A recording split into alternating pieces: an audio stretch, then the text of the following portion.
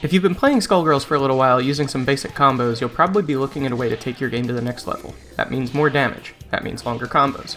First, let's get some definitions out of the way. For the sake of this video, we'll say that there are 3 ways to keep your combo going: juggles, cancels, and links. Juggles are pretty easy to understand. You hit someone into the air in such a way that they're sent reeling, and they'll be knocked down when they land. A juggle is just hitting them before they can land. Cancels and links rely on the 3 phases of an attack: startup, active, and recovery. Startup is the wind-up of the move before it does damage. Active is the part of the attack that is actually capable of dealing damage. Recovery is the follow-through of the attack. Cancels work by letting you start your next attack before your recovery is actually finished. If you've done it right, they'll still be in hit stun from the previous attack by the time you get to the active phase of the attack you cancelled into. As discussed in my previous video, you can generally cancel from light attacks to medium attacks to heavy attacks to special moves to super moves. Sometimes, depending on your character, you can even cancel from a punch to a kick of the same strength, like canceling from a light punch to a light kick.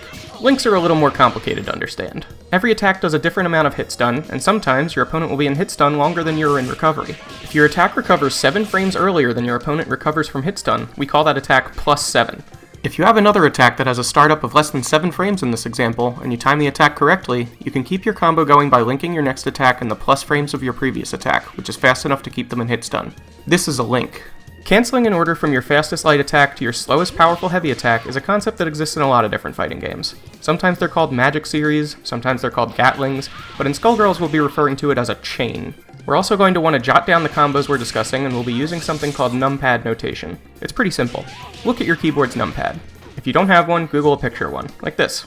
Most fighting games only operate on 8 directional inputs, so if our character is facing right, 5 would be no direction held, 6 would be forward, 4 would be back, and 2 would be crouching. Inputting a quarter circle forward, which is down, down forward, then forward, would be 2, 3, 6. So if we wanted to throw a dead cross with light punch as Valentine, we'd call that input 2, 3, 6 LP. Alright, now let's look at a simple combo starter with Valentine. Of course you can combo from light kick to medium kick to heavy kick to savage bypass, but Valentine can also get multiple hits out of heavy kick. Alright, that was more damage, but we can also chain some punches into those kicks. We can't chain heavy punch into heavy kick, but we can get the rest, even with multiple button presses. Alright, that was a lot of hits for a little more damage, but it was also a lot of button presses. How many more hits do we need to get some decent damage? Alright, that was a lot more damage with fewer hits. What's going on here? In short, this is damage scaling at work, and it's what we're going to have to design combos around. Every hit that you contribute to the combo increases damage scaling, which means that the next hit does less damage. Thankfully, the damage scaling rules in Skullgirls aren't too complicated. The first 3 hits do 100% of the damage they're supposed to, so make those first 3 hits count. After that, each subsequent hit scales the combo by an additional 87.5%.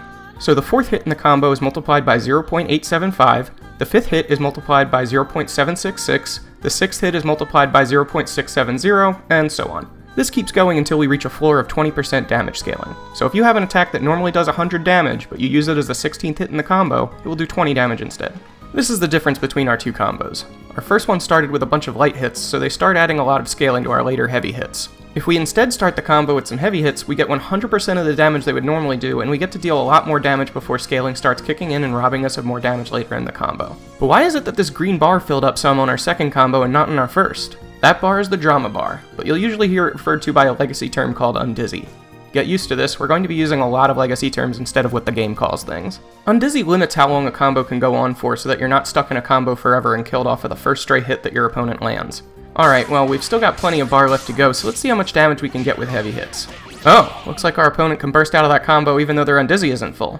That's because of the other mechanic that limits combos, the Infinite Prevention System, or IPS, which prevents you from looping the same attacks over and over again.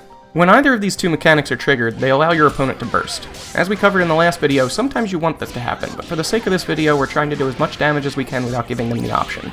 In order to understand the combo system from here, and how to work around Undizzy and IPS, we have to understand how Skullgirls defines combo stages. Stage 1 is the combo chain you use with jump-in attacks. In our bigger damage combo, we started with a jumping heavy punch. Not every combo will have a stage 1. Stage 2 is the first combo chain on the ground. In our first combo, everything fit in a single chain, so we never left stage 2. In our second combo, stage 2 was only crouching heavy punch. Stage 3 is the combo chain in the air after we launch our opponent, which in this case is just jumping heavy punch. Stage 4 is another one of those stages. It doesn't always happen every combo. If you have a character who can double jump cancel an attack or air dash cancel an attack, stage 4 is the chain used after that cancel. In our example combo, this chain is jumping heavy punch followed by savage bypass. Anything after this is considered stage 5, the final combo stage. From this point on, if we start a new chain with an attack we've already used in stage 3 or later, we'll trigger IPS. It's worth noting that for the purposes of IPS, jumping attacks and grounded attacks are considered different attacks, but crouching and standing attacks are considered the same. If we're in stage 5 and we start a new chain when the Undizzy bar is already full, which is a value of 240 or more, then the opponent can burst. Let's see how to get around that. From here on out, our example combo is going to be my bread and butter combo that I use with Robo Fortune. A bread and butter combo, or B&B, is a reliable, general-purpose combo that you can use in most situations. You've probably noticed me using this same combo several times in the previous primer video. Let me walk you through how I arrived there. There are 2 training mode options that I'm going to advise you turn on. One is for the dummy opponent to block after the first hit. If they start blocking your next attack, you'll know that you dropped the combo. The other is to turn attack data to advanced, so that way we can see all of the IPS data, frame data, and damage information. You're going to want to find a particularly powerful combo starter that's full of single-hitting attacks, preferably heavy attacks, so that we do the most damage up front and save our damage scaling for later. So we'll probably start with a jumping heavy attack to get that extra stage 1 damage with no Undizzy, right? Well, no. We're going to start this combo with 2 LK. I know. I just told you that you want to fit in a bunch of heavy attacks up front for the most damage, but the problem with that is that it's a combo that you won't get to land very often. 2 LK is a much faster attack that you're more likely to hit with, and it hits low, which is that much more unlikely for your opponent to block it. You should always have a good combo for your character that starts with 2 LK. It'll be easy to improvise this combo and tweak it for more damage in fortuitous situations later. While the game will let us cancel any light attack into any heavy attack, this often doesn't combo if a heavy attack is too slow to come out. So for Robo Fortune, we're going to need to fit in a medium hit. 2 MP is the most damage we'll get out of a single medium hit, so we'll use that to combo into 2 HP, our launcher move. Now we can jump cancel out of our launcher to pursue our opponent into the air. That's the end of that chain, which means we've left stage 2 and have moved on to stage 3. In general, I'd say that there's nearly always an easy B&B combo for any character you play in this game, but when you're optimizing for damage, timing air hits so that they properly combo is usually where any combo difficulty comes from. There may even be some air combos that work on some characters but not others, because every character is a slightly different size and there are 3 different weight classes, so they fall at different speeds. This air starter was suggested to me by DeKillSage for decent damage while still removing a lot of the difficulty that comes with timing air combos for Robo Fortune. We're going to use Jumping Light Punch into Jumping Medium Kick into Jumping Heavy Punch. These are all single hits, so we're keeping our damage scaling relatively in check. After that Jumping Heavy Punch, there are no special moves to cancel into that make sense from here, so we'll double jump cancel into our new Stage 4 chain. Here we use another Jumping Light Punch and Jumping Medium Kick. Note that even though we used Jumping Light Punch in Stage 3 and started a new chain with it, because we double jump canceled and started a new chain in the air, we're only in Stage 4, so IPS isn't triggered by the second use of Jumping Light Punch. Alright, this was the end of the combo starter that DeKillSage gave me, and at this point we've started using some of our Undizzy bar, but we've still got room to spare. How do we make sure that we do the longest combo we possibly can without starting a chain that will allow them to burst? Well, each attack adds a certain amount of Undizzy based on the strength of the attack. Light attacks add 15, medium attacks and special moves add 20, and heavy attacks add 30. Supers, which again is a legacy term that we're using instead of blockbusters, don't add any Undizzy at all. As we land after our Stage 4 chain and start Stage 5, we've got 100 Undizzy used and 140 Undizzy left to work with. For reasons I'll get to later, we actually want to find a way to end up with less than 140 more Undizzy, so since we're working with multiples of 15, 20, and 30, the best that we can hope for is 135. That's right. I'm afraid we need to use math. Yes, I'm pleased and/or sorry to announce that Skullgirls' combo system is great for people who enjoy algebra. The equation for the rest of the combo at this point is 15L plus 20M plus 30H is less than or equal to 135, but we also need to keep in mind what actually combos into what. As we land on the ground here after that jumping medium kick in Stage 4, you'll notice that we have significant frame advantage here. Some of this is because we land canceled the move. Even if you're mid-attack or in the middle of being attacked, landing back on the ground more or less immediately ends your recovery. This has implications on offense and defense, but how it manifests in this combo is with more than 20 frames of advantage for us to link into any combo chain starter we like. In this case, our combo is already mostly scaled, so we're not too worried about multi-hitting attacks anymore. Well, Robo Fortune has a great special move for this occasion, M Danger. There are 3 versions of the Danger special move, but the medium version of it has a special property. It puts the opponent into stagger state.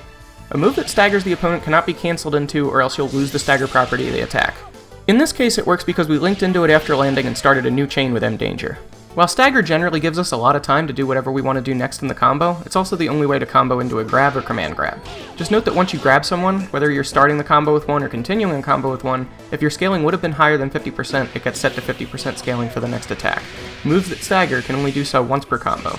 Grabbing isn't going to be where we get our damage from with Robo Fortune though, and since she doesn't have a command grab, the opponent will be able to tech out of the throw, so we're just going to go into a heavy attack instead.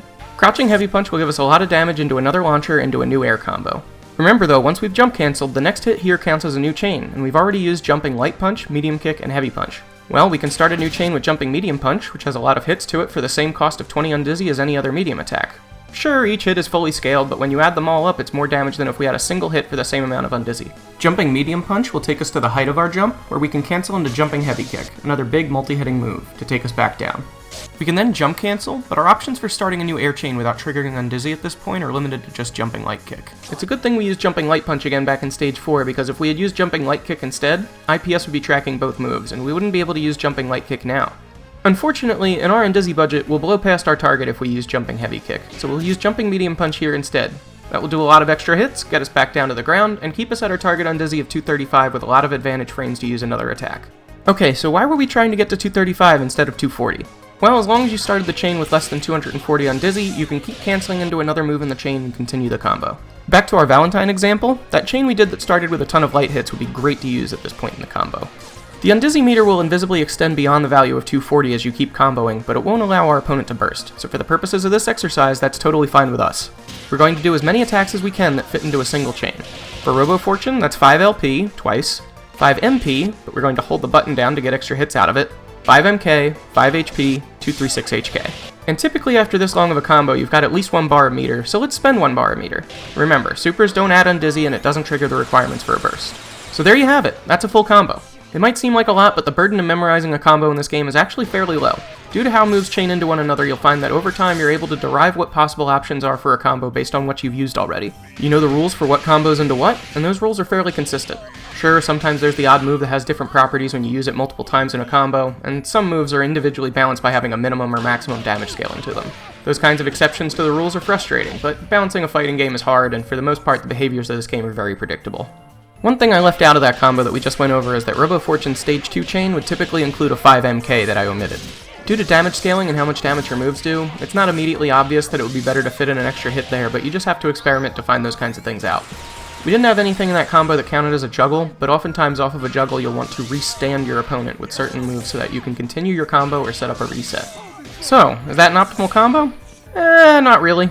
PME, for example, has a much better combo starter that definitely deals more damage over what I use on a regular basis. I'm still learning that one because the timing is a bit trickier. The most optimal combo to use is the one you never accidentally drop, but as you get better at the game, you can optimize further with the harder stuff, and you might even take a risk and use the less consistent combo because you really need that extra damage in order to secure the win. And if you do drop your combo by accident, you're playing Skullgirls. Just claim it was an intentional reset and try to start a new combo. Is that it then? Learn one combo for each character and you're done? Not quite. You'll want to know a handful of things that combo into each other, which form different combo routes. Some routes will be better if you have the enemy in the corner, since moves that would normally push them away have nowhere to push them to, so things will combo in the corner for more damage that wouldn't work mid-screen. Knowing multiple combo routes gives you more opportunity to be unpredictable with your resets. Optimal, full Undizzy combos are great and all, but the best time to use them is when you're confident that the combo is going to kill your opponent's character. If you have multiple combo routes with multiple ways to reset your opponent, you can keep them guessing and unprepared. Another reason to have multiple routes is because sometimes you don't have the resources you need to continue the combo the way you normally do in your B&Bs. For instance, sometimes the only way to combo out of a certain move is to hit them off the ground, or OTG, which you can do whenever you see this pink effect after your opponent bounces when landing. If you were to try to loop that same effect a second time in the same combo, they'll get an invulnerable blue bounce instead and the combo ends. You might want to have combo routes in mind that preserve your OTG resource or give you options for the scenario where you've already spent it. For instance, depending on how you start your combo, like with an air throw, the only way to turn that into a combo might be to spend OTG early, so you'll need to finish the combo without having that resource for your big damage. If you're unsure how to keep a combo going from a certain combo starter, you might need to spend some meter to do so. It's nice when you're playing Parasol and use Flame Pillar as a reversal to counterattack your opponent, but it's even nicer if you spend 1 meter in OTG to turn that into a full combo and way more damage. In general, the only way to combo off of your sweep attack, 2 HK, is if that sweep attack hit your opponent OTG. Given that Skullgirls is a team game that lets you pick your own assist, you might have combos that are specific to your team and your assists. Like other resources we discussed, assists can only be used once per combo. However, there's another way that your team can come into play in a combo, and that's by way of blockbuster sequels. The legacy term for this that we'll be using is DHC, short for Delayed Hyper Combo. This is when you do a super move, and then input the super for the next character in line in your team, and the second character replaces your previous character as the active character in the game. In Skullgirls, this has some special properties. First, if your second character's super move costs more than 1 meter, its cost is discounted by 1, which is cool because it essentially tunes the game to make more exciting moves happen more frequently. Second, and more important for this video, is that it resets damage scaling back to 70%. In a lot of cases, this means you might want to design a combo that ends before you've used up all of your Undizzy budget, DHC into your next character, and finish the combo with your next character instead. This can also lead to some interesting decision making in the heat of the moment, but you'll have to keep in mind how much meter you've got to spend. It's possible, I don't know this for sure, it's possible he DHC'd to rescale the last few shots to guarantee the kill? Is that a thing? Alright, just one other combo property to cover, counter hit starters. A counter hit will deal extra damage to your first attack, but it will also subtract Undizzy from your opponent, even allowing them to have negative Undizzy. How much Undizzy it subtracts depends on the strength of the attack used to land the counter hit. If you counter hit with a heavy attack, you subtract 100 Undizzy. If they were starting at 0 Undizzy when you hit them, that gives you 340 Undizzy to work with to build a combo around. This is a very situational combo that it's best for you to not to go out of your way to try to land, but if you recognize the situation, it can lead to some really big damage. Alright, that's it for this video. Remember to focus on a good combo that starts with 2 LK, and be sure to practice it on characters with different sizes and weights. Focus on strong single-hitting attacks up front, and save your multi-hitting attacks for later in the combo. As always, there will be some more minutia to these systems I described, but you can always dive into that minutia in training mode and on the Skullgirls wiki. Speaking of training mode, that will be the next video, and I'll show you how to make the most of it and hopefully enjoy the process of doing so.